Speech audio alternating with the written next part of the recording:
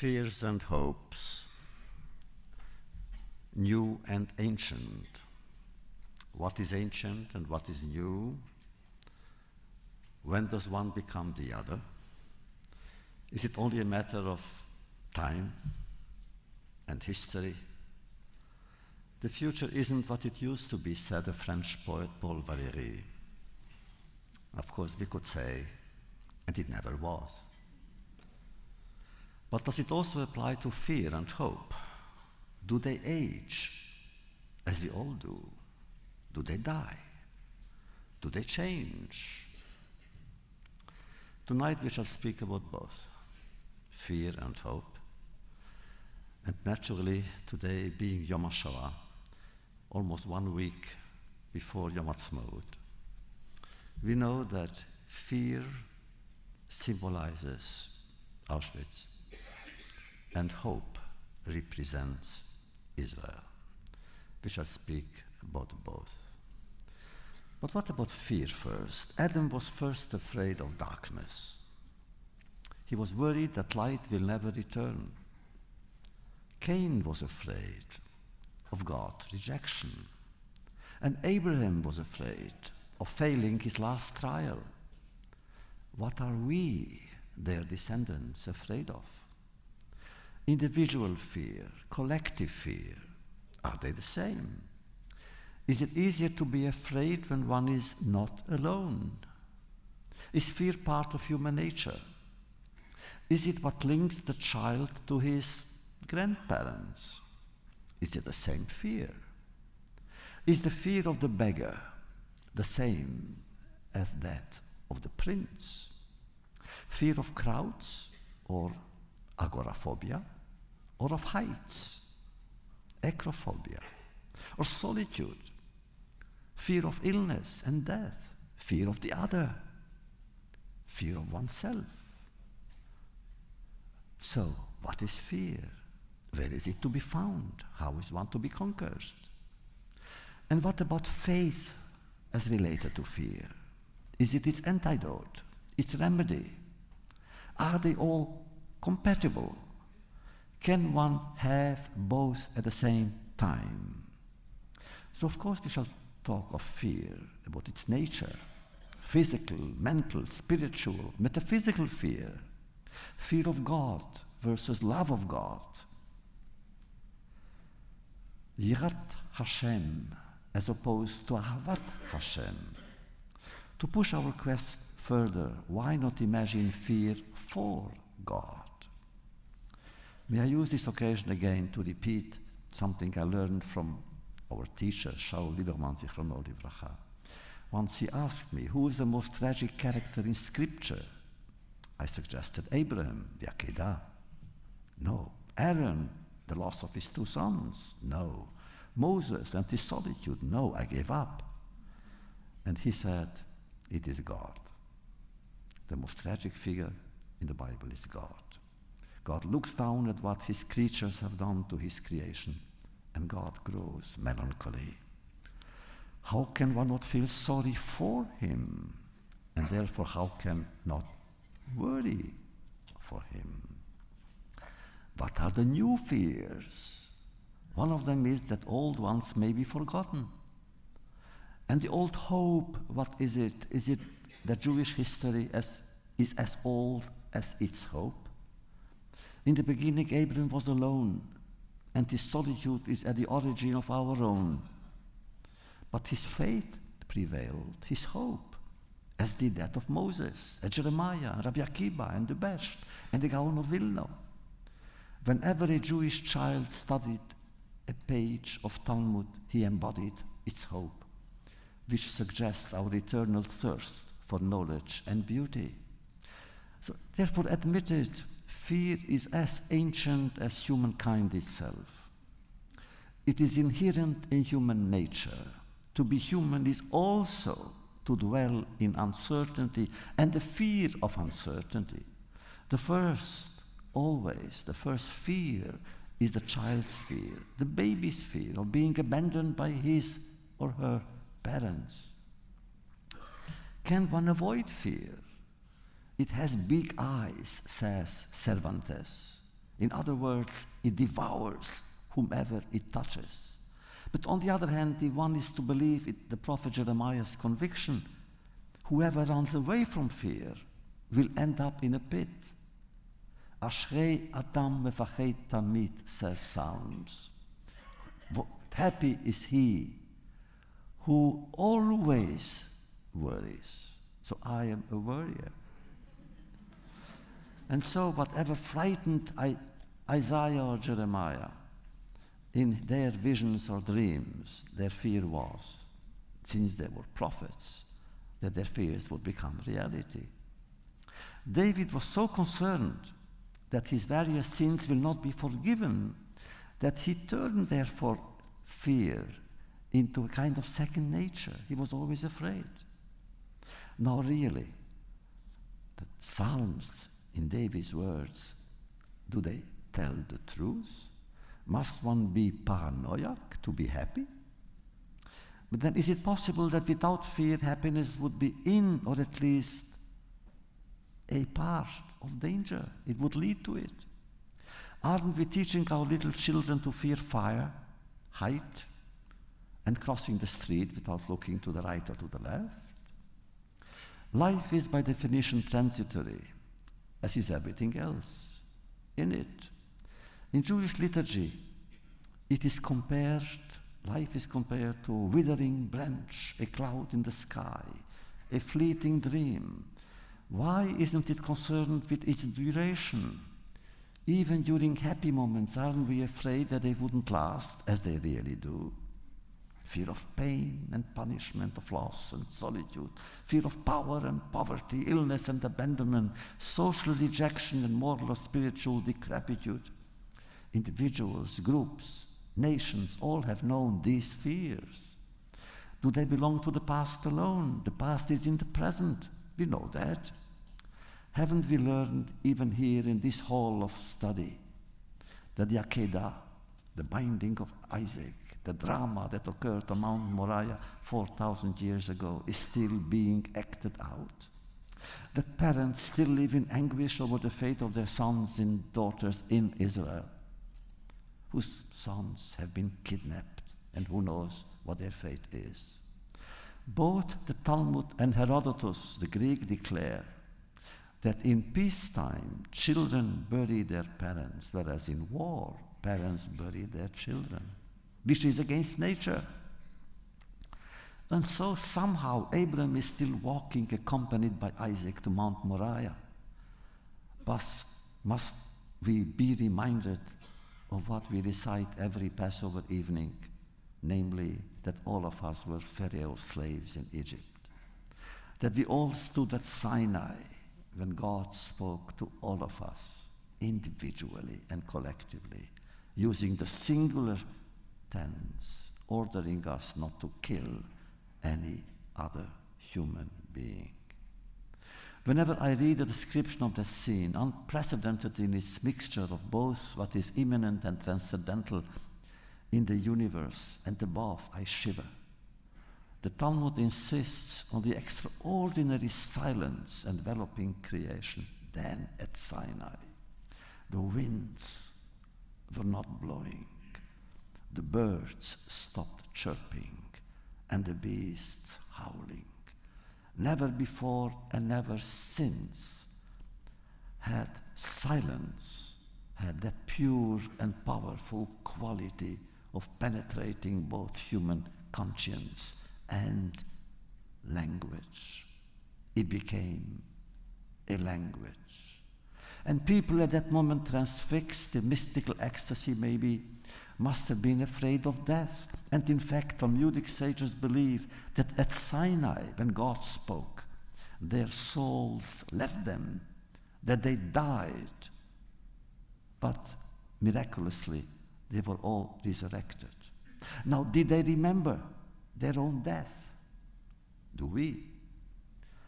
I happen to belong to a generation that is qualified to answer this question. Yes, in very recent history, some of us over there, in accursed places of ultimate misfortune and total malediction, where death wore the mask of the Almighty, people died more than once. Have we learned anything from that experience? We have. We have learned to trust the enemy, to trust his threats more than the friend's false promises.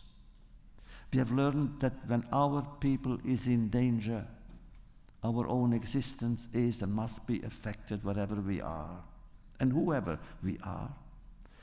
We have learned that like despair, fear can and must be vanquished.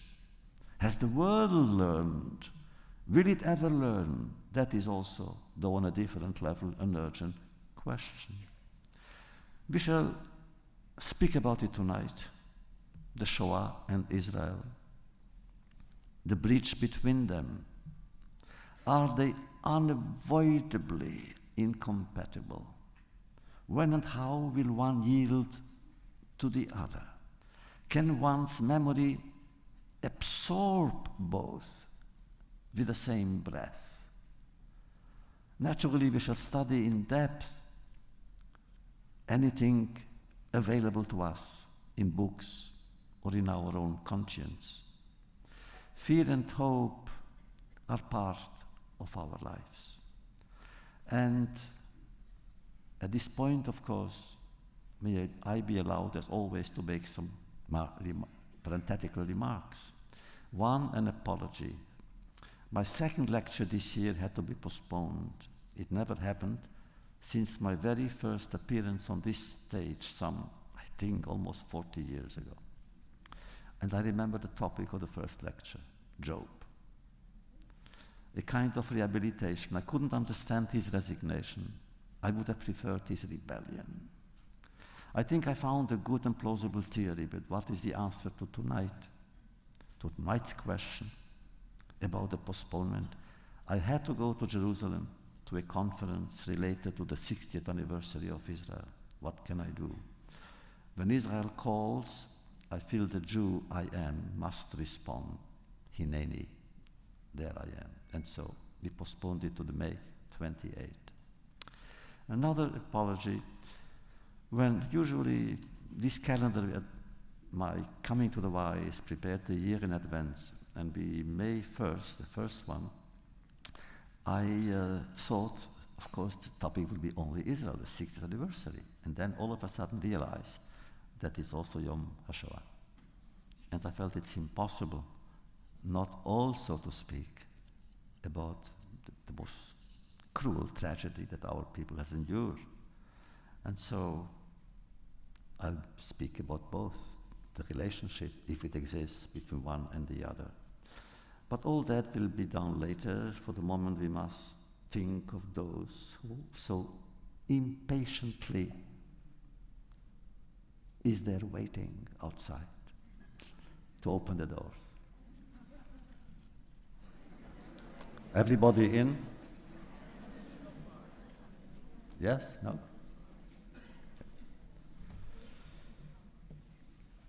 Question. Would there have been what we call so poorly a Holocaust with Israel already in existence? Had there been Israel in 1938, 1940, would there have been Auschwitz? No. No doubt about that. For a simple reason, Israel would have mobilized all her energies to save Jews and bring them home. No doubt. And this is, when I speak in Israel to people who have power, both in the military or in public life, there's no doubt. The questions that we have now, for instance, which I ask every president I meet since 30 years, I ask, why didn't the Allies bomb the railroads going there? No one had the answer. The Israelis, they tell me, what do you mean? We would have done it, naturally. But let us take the same question, push it to its limits. Would there have been an Israel without the tragedy that preceded it? And the answer again is no, not then. Of course, we are all convinced. We believe in that faith. We know in our prayers, in our own subconscious, we know that one day we would have had a renaissance of Israel. But then, in 1948, no, had there been no Holocaust. Remember, in those times, I remember it from reading history books. At that time, it was very difficult to obtain a two-third majority in the General Assembly. And the majority was a very slim one.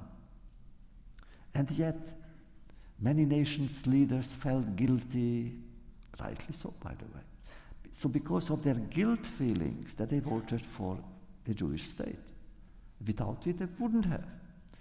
Furthermore, had the vote taken place 6 months later, I am not sure we would have gotten a majority. The last time the United States and Russia voted together was that vote. So, what then is the link between these two events? And I believe it is only chronological. It's a disturbing and quasi-mystical connection. But are they intertwined?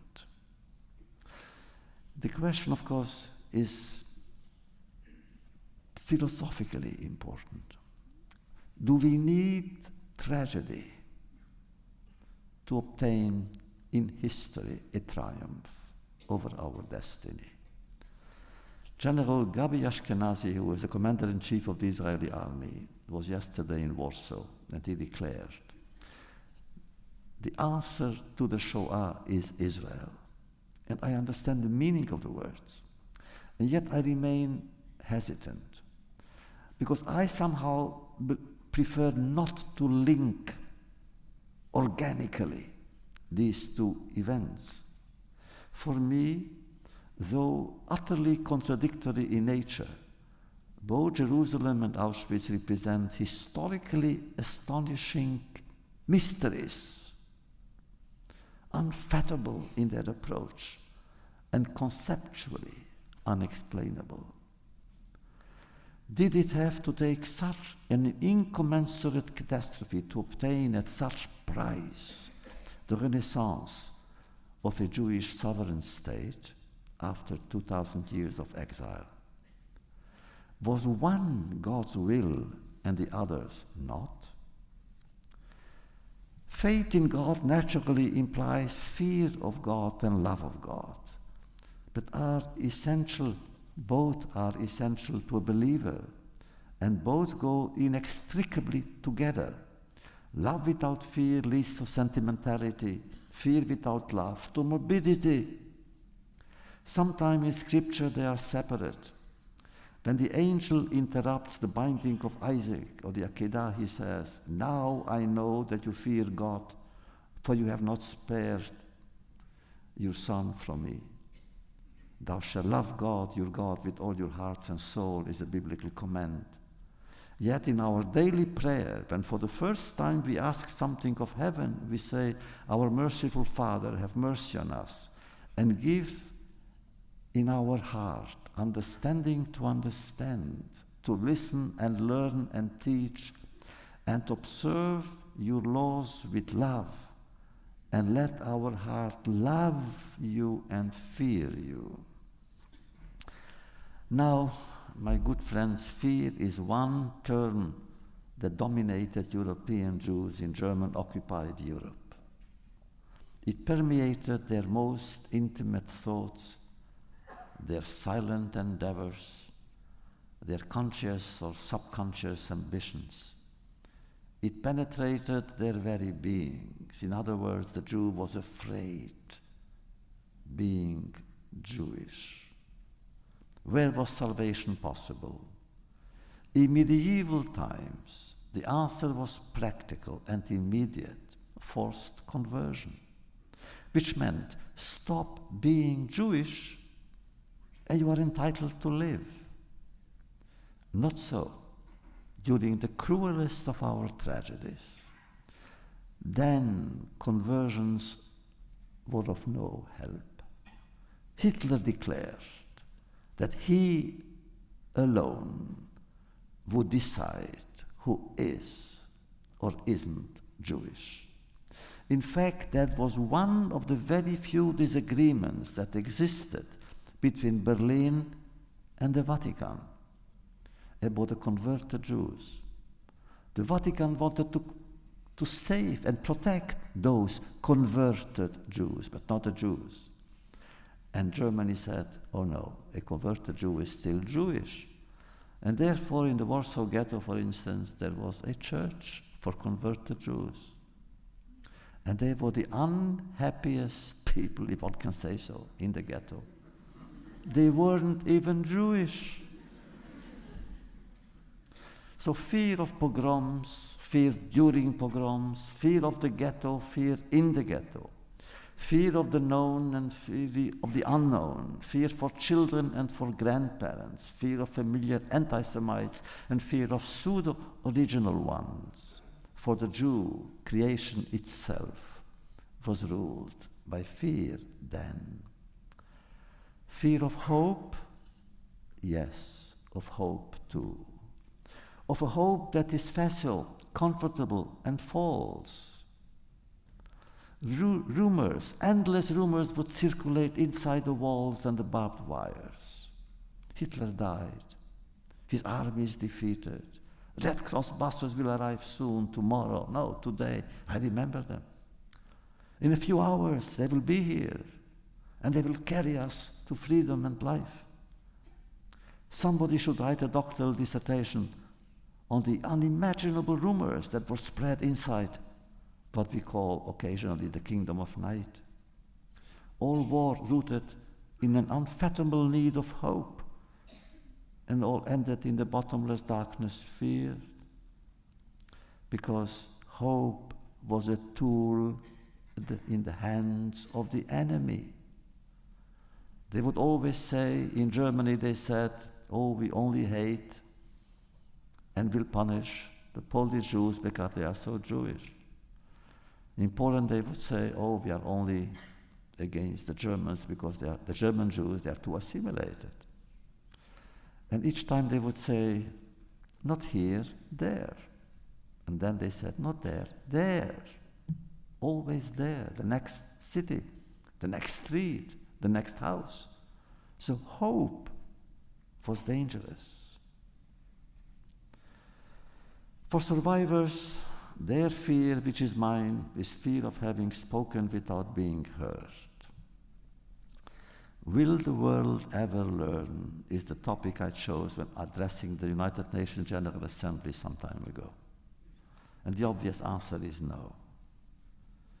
The world will not learn because the world has not learned.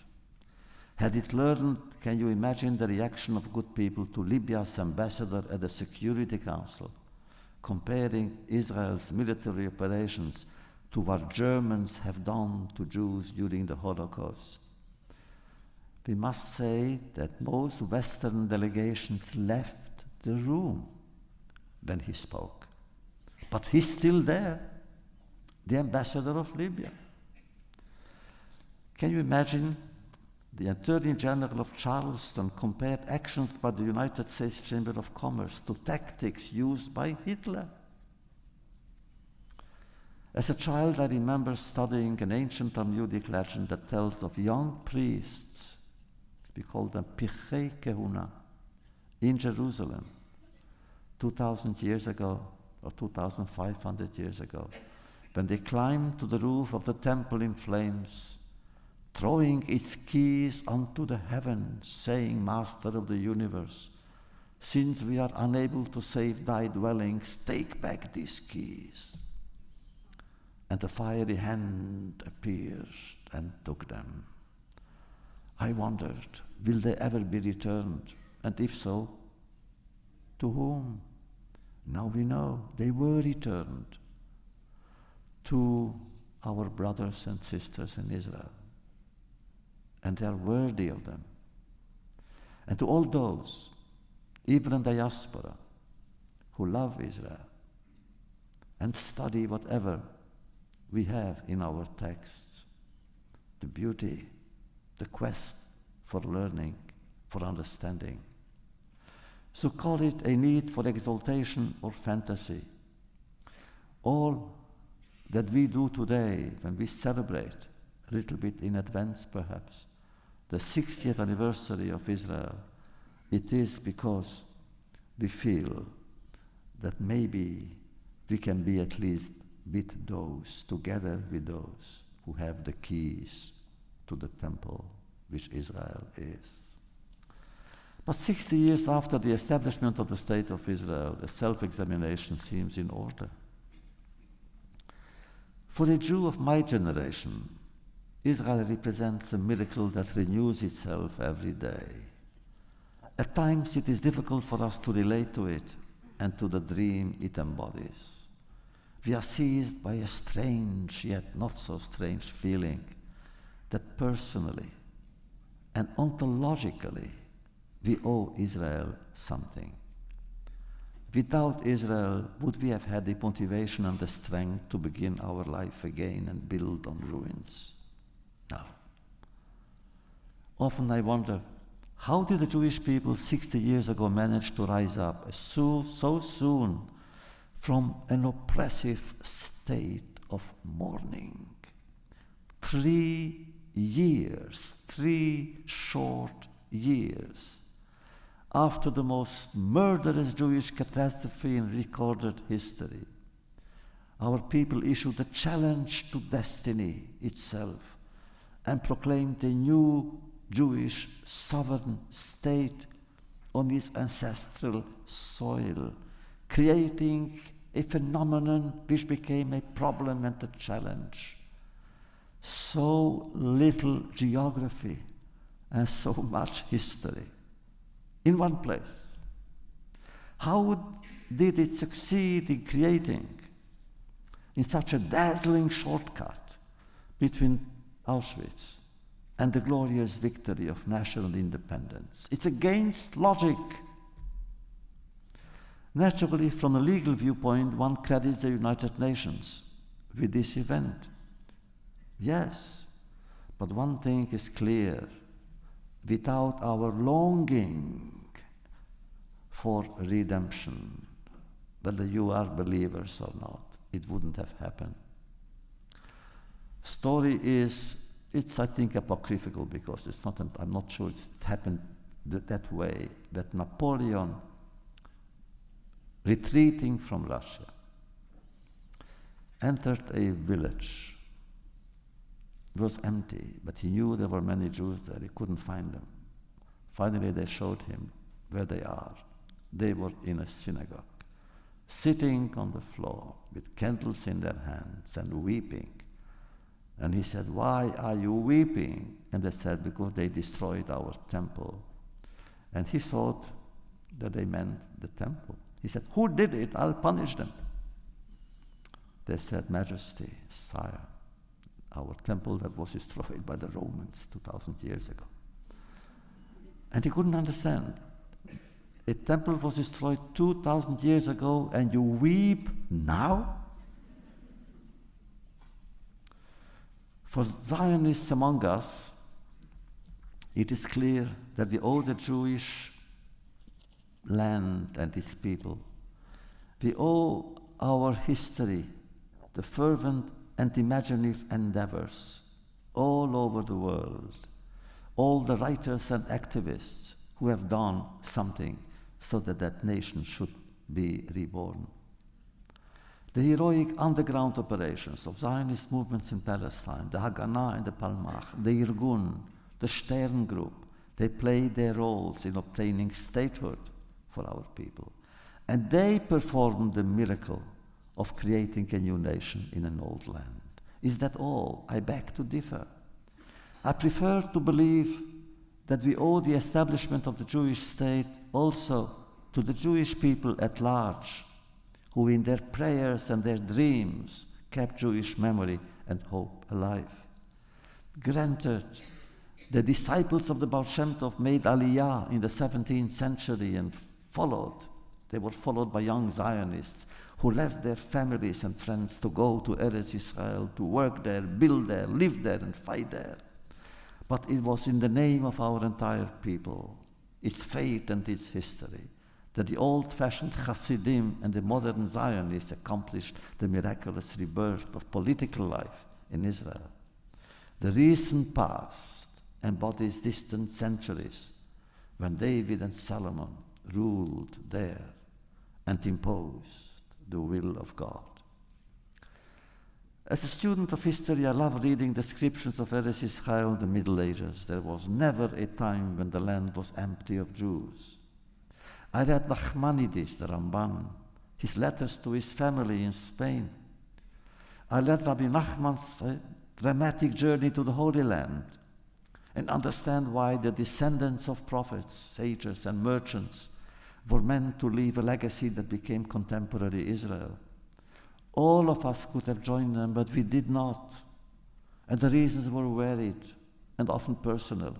And let's state it frankly. History called us, and we have not answered its appeal. Those of us who are here actually chose to stay here. Is this why we feel or must feel morally in Israel's debt? Yes. Is our love for Israel fed by feelings of frustration or guilt? I remain attached to Israel with all the fibers of my being. Is there another land where the distant past dominates changing events to such a degree, where names of streets bring you back thousands of years, and they give me palpitations? In Beersheba, you think of Abraham's faith. In Ashkelon, you recall Samson's strength. On Mount Carmel, you hear Elijah's voice. I will always remember, my first visit to Jerusalem. I had the impression that was not the first time, that I had been there many times before. And ever since I returned to Jerusalem now, I have the feeling that each time it is the first time. Could the Jews say that of any other city under the sun? And so when Israel goes through crises, and there are so many and so multiple, we are concerned, almost physically involved. Whatever happens there must affect us. Thus we take part in its festivities and victories as well as in its anguish and sadness. We weep with the mothers who lost their sons in battle. That's the least we can do. We embrace young orphans and seek ways to comfort them. And when Israel is slandered, as it is now in so many quarters, we feel not only outrage, but we feel the sharpness of the insult. We are insulted. Israel's wounds are ours, as is Israel's hope.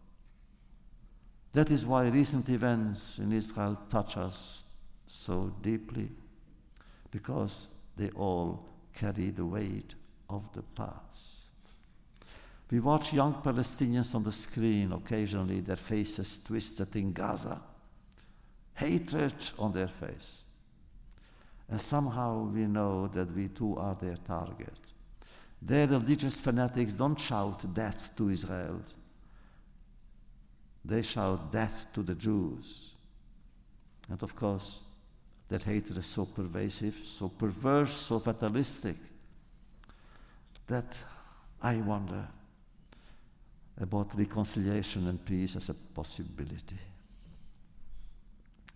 A recent poll shows that 90% of Israeli youth believe that another Holocaust is not only possible, but also probable. Again, is that, again, collective paranoia?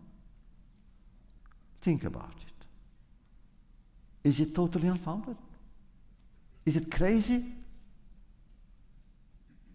Israel with its army, with its air force, with its military genius,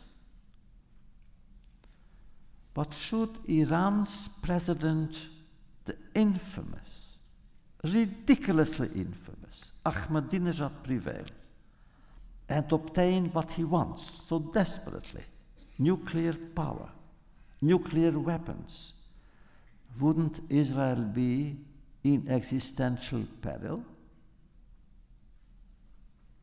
He himself is frank enough, arrogant enough to say so. With his weapons, he said more than once, the Jewish state will be wiped off the map. Now, how can we not appeal to our collective memory and ask it for advice? Whom do we turn to in the world? Hasn't Hitler openly expressed his intent, his decision, his resolve to annihilate the entire Jewish people? And no one took his words seriously? Well, we must take Ahmadinejad's words seriously. But while we are on the subject, let's open a page in history which deals with the Muslim role in the Holocaust. It is there. But for so-called political correctness reasons, few people are ready to delve in its implications. What is the accepted narrative of anti-Israeli propaganda? You hear it in the fanatics' speeches in Islam, and read it in the writings of those who are on their side. It has recently been repeated in a piece that appeared in the British daily The Guardian, signed by a long list of academics and intellectuals, many of them Jewish. They insist on the leitmotif that they will not celebrate the 60th anniversary of Israel with those who celebrate the 60th anniversary of Israel. They won't. Why? They say, among others, all the things that we hear from our enemies. The Zionists have taken from Arabs their lands, and the Arabs had nothing to do with the plight of Jews in Europe under Hitler. For them, it's clearly a historical injustice. Why should Arab Muslims pay for the crimes committed by the Poles, the Germans, and so forth? This is their narrative. Poor Arabs, poor Muslims, they had nothing to do with what the Jews went through in Europe. And when you read it, on one level, it makes some sense. Yes, it's true, the Arabs, they forget. Yes, people forget that there were at least 2 fully equipped Muslim SS divisions fighting for Himmler and Hitler, hoping to bring them final victory. They forget that the Grand Mufti of Jerusalem, Hajj Amin al-Husseini, came to Berlin in the middle of the war. They forget that he was received by Hitler. They forget that he had many conversations with Himmler on politics and strategy with regard to the Jewish problem. They forget that he was given the honor of an SS parade. There are pictures of that. They forget that he got the privilege, quote unquote, of visiting Auschwitz with Himmler. And they, in their hatred of Israel, dare to claim that Muslims or Arabs had nothing to do with the Holocaust. But then the same Ahmadinejad is also known for his repeated statements that there was no Holocaust, that it is a lie invented by Israel to justify its existence. Lately, the Syrian television had a program saying actually that Israel, yes, committed its own Holocaust in order to get sympathy from the world. So, Ahmadinejad is the #1 Holocaust denier in the world today. And some students of the Middle East wonder, why is he so obsessed with such denial? Is it because he knows that in spite of the anti-Israeli and anti-Zionist and anti-Semitic rhetoric here and there, civilized and intelligent men and women of all social and ethnic origins do feel empathy with Jewish causes? And there he, Ahmadinejad, wants to undermine it by calling us liars? In my view, the explanation is perhaps more complex and profound. He rejects the Holocaust of the past because he wants a Holocaust in the future. In other words, he says, there was no Holocaust, but there will be one. And he, Ahmadinejad, will be the one to bring it upon the people of Israel. To put it even more bluntly, he wants to enter Islam's history as the first and only Muslim who will succeed where so many of his predecessors failed, namely to attain the ultimate destruction of the only people of antiquity to have survived antiquity, the people of Israel. Friends of mine and I have for some time been waging an international campaign against him with all the fervor we can muster. Because of his verbal excesses and dangerous hate plans, we believe, and I repeat it, he should be declared persona non grata, meaning unwanted and undesired, wherever communities of decent and peace-loving men and women strive to move mankind towards true hope, through harmony, reconciliation, and redemption. He must be considered an outcast. He should not be invited or accepted anywhere, in any group, in any community, to any conference. Let him stay locked in his own palace, in his own perilous, stupid hallucinations. As so long as he is president of his nation, Iran itself should be expelled from the international community, whose leaders must once and for all abide by a simple decision. Whatever happens, Iran must never become nuclear. Well, you see, in spite of everything, there is a disturbing connection between the catastrophe that befell our people then and to the celebration of Israel's 60th anniversary. The enemy remains the enemy, but we shall never give in to the depression or resignation because of the enemy, because of his obstinate machinations against us. Throughout the 60 years of its existence, Israel had often faced a human dilemma when enduring suffering. To allow pain to dominate its collective mood or to resist it with renewed vigor and ancient memories. My wife and I were in Jerusalem many times when there were suicide terrorists then in Jerusalem, almost a few steps away.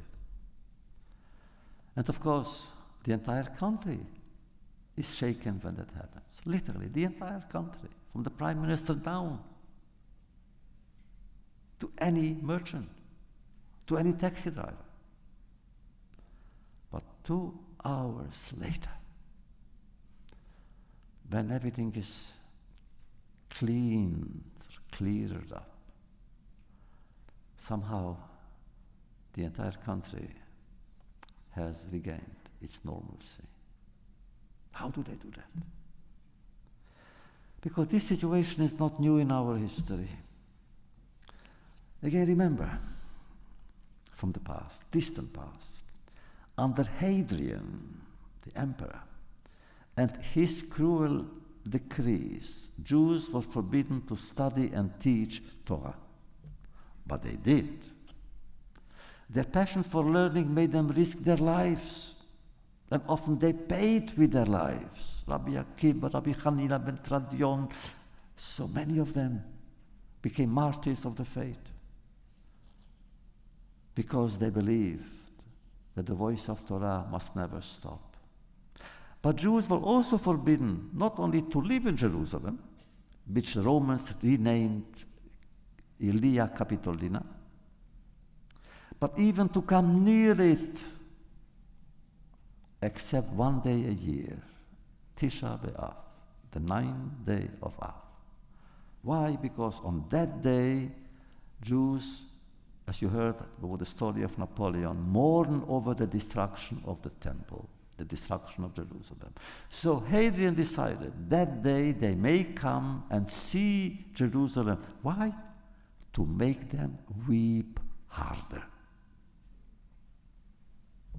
But we learned never to allow the enemy to govern our lives, our habits, and not even our mood. We decide when to weep and when to sing and when to laugh and when to rejoice and when to mourn, when to commemorate and when to celebrate. We decide, not the enemy.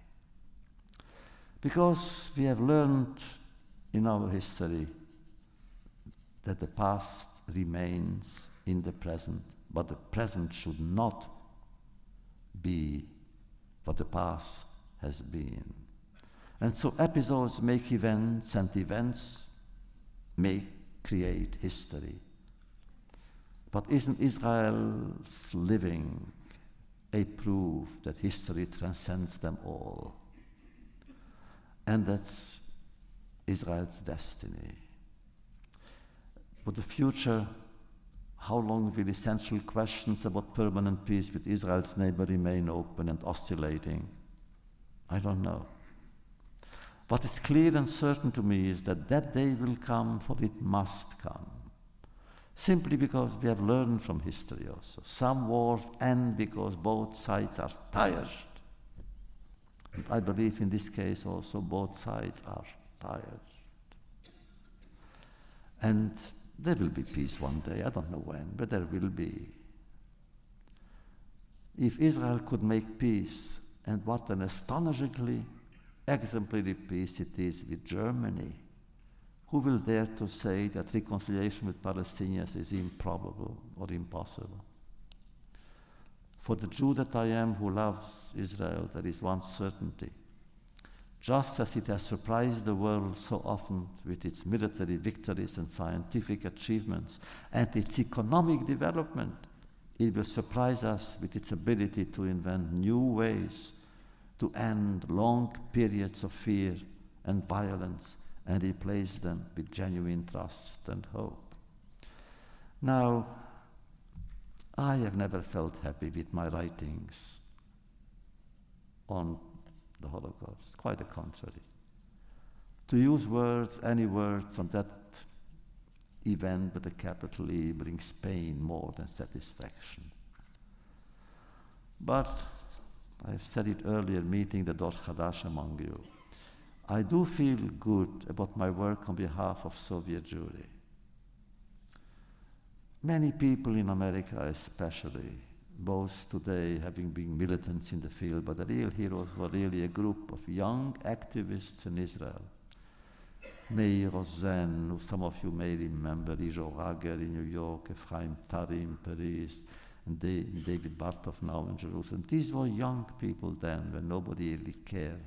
And we were small in numbers.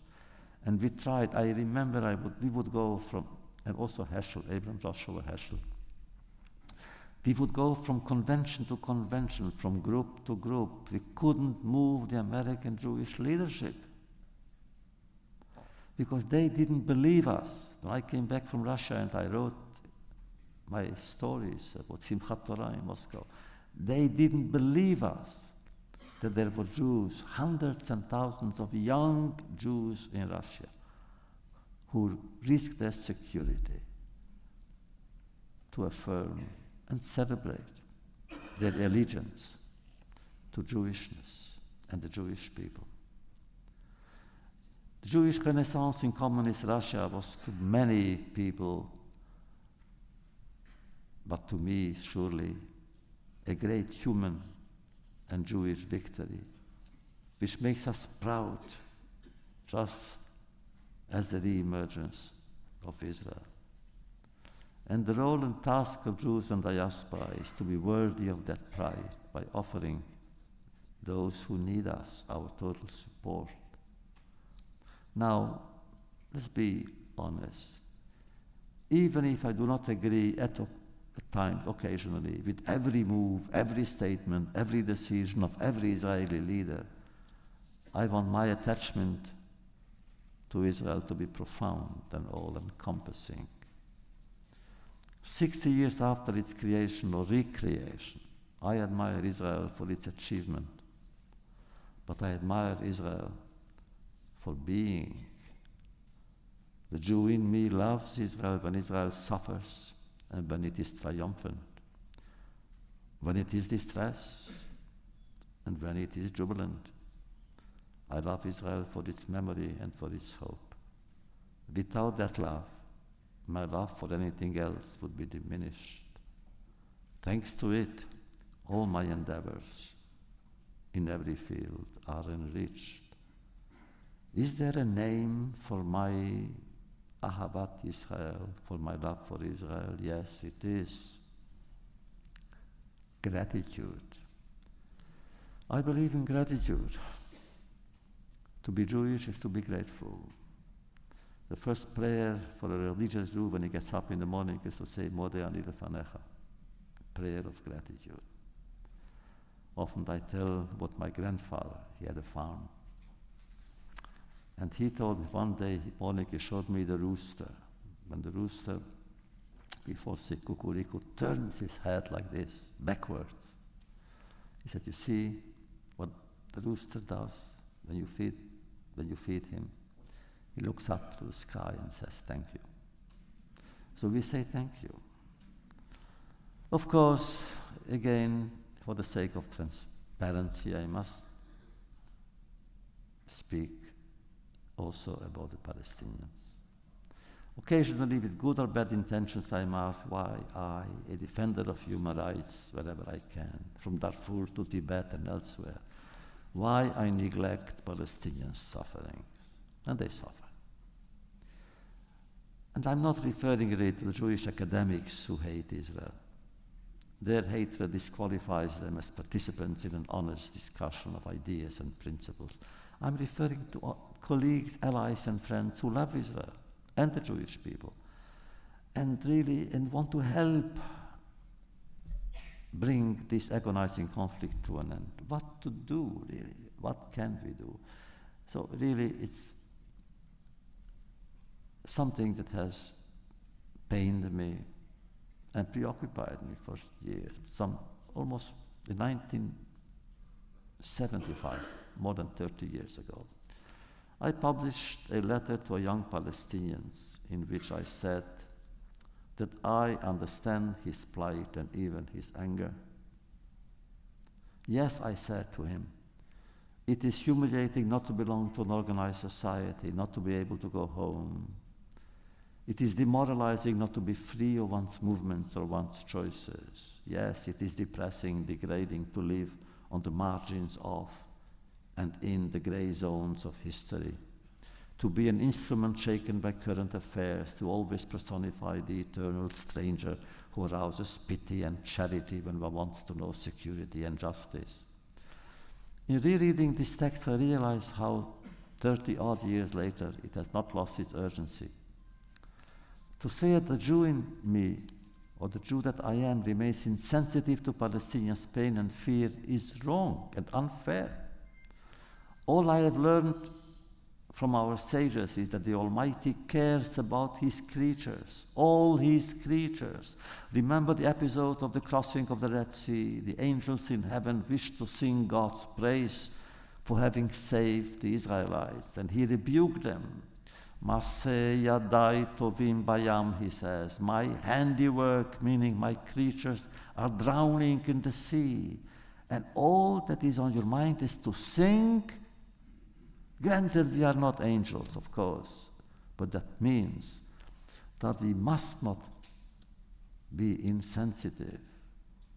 If a child is hurt anywhere, I don't think that I am supposed to look for his ID in his pockets. I must help.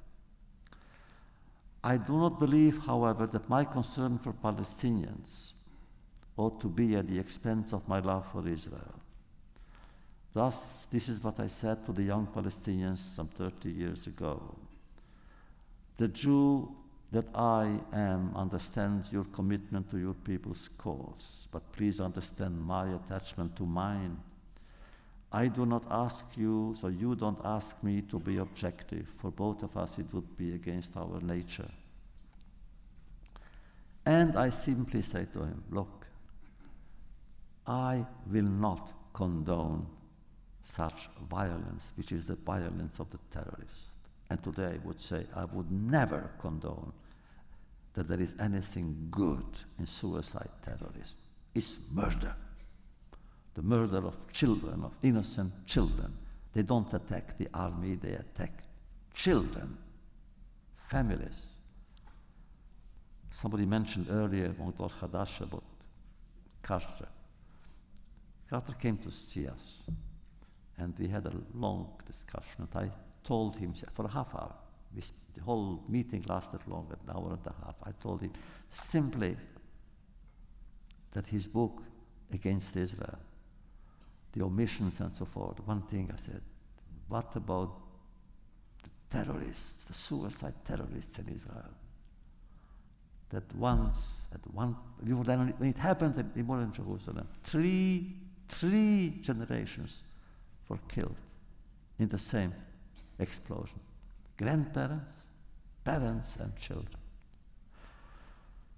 That I will not accept. Let the Palestinians give up on terrorism. And I'm convinced that things will change for the better very fast.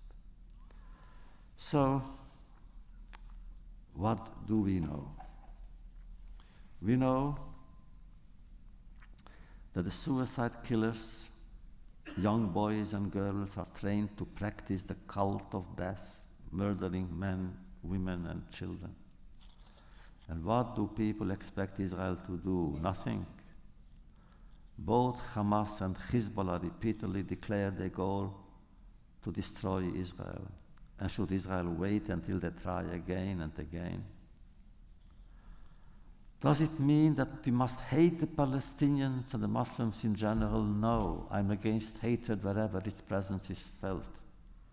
And again, the Jew in me wants to be able to love Jewish children without being accused of hating Arab children. I don't.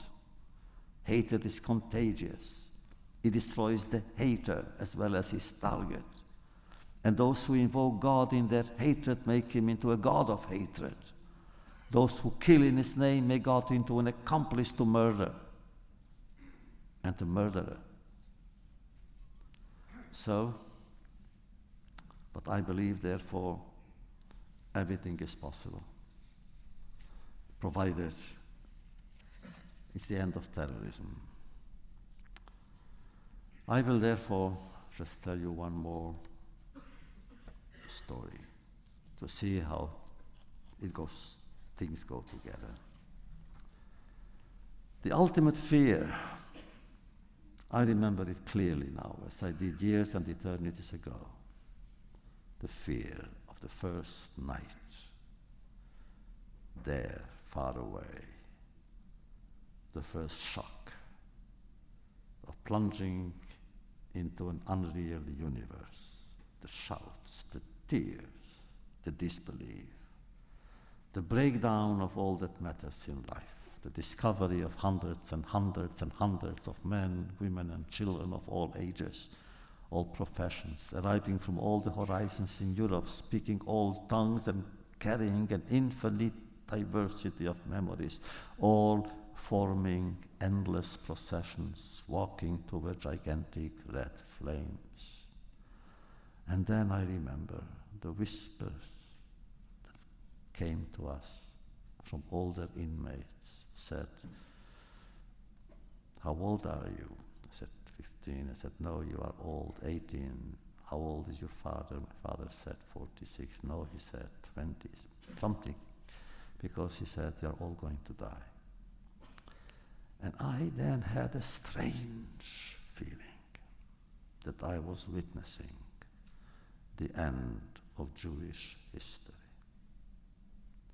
Because the adolescent yeshiva worker that I was, the yeshiva student that I was, again remembered the Akedah, the binding of Isaac. Isaac being led to the altar to become a burnt offering. I felt that would be the sum total, the last step, the last chapter, the last verse, the last word of Jewish history. From the Akedah on Mount Moriah to Auschwitz. But then that memory was not replaced, but followed by another memory. Jerusalem during the Six-Day War, I was there. And I see myself running to the old city. The entire city ran to the Jewish quarter in the old city. The entire country was running. Rabbis and their students, officers and soldiers, believers and non-believers, tailors and cobblers, artists and dreamers, Talmudic scholars and mystical visionaries, all were running to the wall, just to pray, just to sing, just to weep for those who had not been so lucky and remained behind. I realized then with painful yet exalting intensity that the enemy was defeated. Jewish history did not end in Auschwitz. Jewish history has found the secret not of beginning, but of beginning again and again and again. And therefore, its soul continued to reverberate in the depth of his depths, where Jerusalem is waiting still for all of us.